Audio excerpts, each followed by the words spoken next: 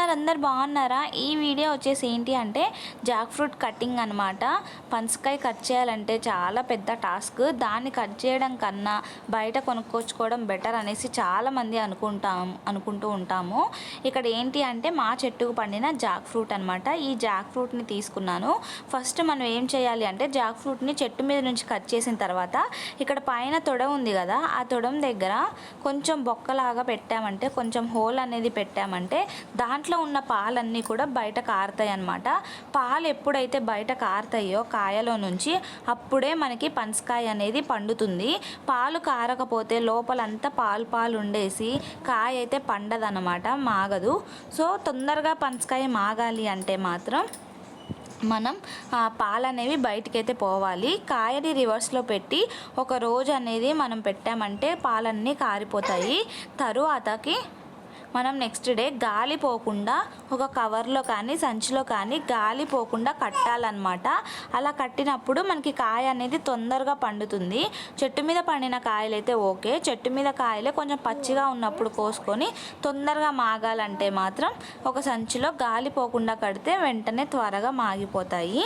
ఇక్కడ వచ్చేసి ఏంటి అంటే పనసకాయ ఎంత పండినా కానీ పనసకాయ మాత్రం చాలా కష్టపడాలి. దాన్ని కోసి ఇలా ఇవి పనసకాయ తొనలు అనేవి తీయాలి అంటే ఈజీగా అవ్వాలి అంటే మనకి ఫస్ట్ అడ్డంగా అయితే కోసుకోవద్దు. పనసకాయని ఎప్పుడైనా సరే నిలువుగా కోసుకోవాలన్నమాట. నిలువుగా కోసుకోవడం వల్ల కాయలు అనేవి లోపల ఉండే గింజలు కాయలు అనేవి చాలా పెద్దగా వస్తాయి. కాయ పర్ఫెక్ట్ సైజులో షేప్లో వస్తుందన్నమాట.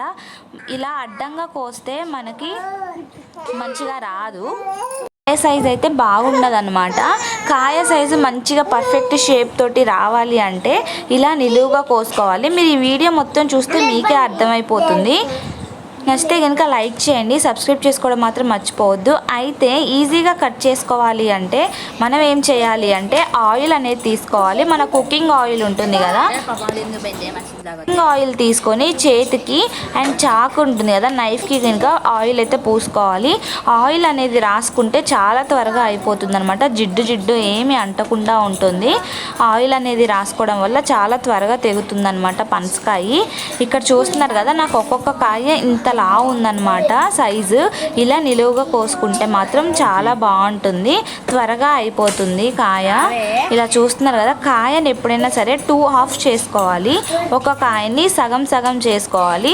సగం చేసుకున్న దాంట్లో మళ్ళీ సగం చేసుకోవాలి. ఇలా హాఫ్ చేసుకోవడం వల్ల చాలా త్వరగా అయిపోతుంది అనమాట. గింజలు స్వీట్స్ కూడా చాలా మంచిగా దానికే వస్తాయి సపరేట్గా. ఇలా చిన్న ట్రిప్స్ ఫాలో అవ్వడం వల్ల చాలా త్వరగా అయిపోతుంది. నాకు ఇక్కడ చూస్తున్నారు కదా ఒక్కొక్క కాయ సైజు ఇలా ఈజీగా వస్తాయి అన్నమాట. ఇలా పర్ఫెక్ట్గా రావాలంటే ఇలా కట్ చేసి చూడండి. మెయిన్గా చేతికి ఆయిల్ అయితే రాసుకోవడం వల్ల త్వరగా అయిపోతుంది. నచ్చితే కనుక లైక్ చేయండి. Thank you friends. పనసకాయలు అయితే నాకు చాలా ఇష్టం అనమాట. సమ్మర్ వచ్చిందంటే మ్యాంగోస్తో పాటు పనసకాయలు కూడా చాలా ఇష్టంగా తింటాము.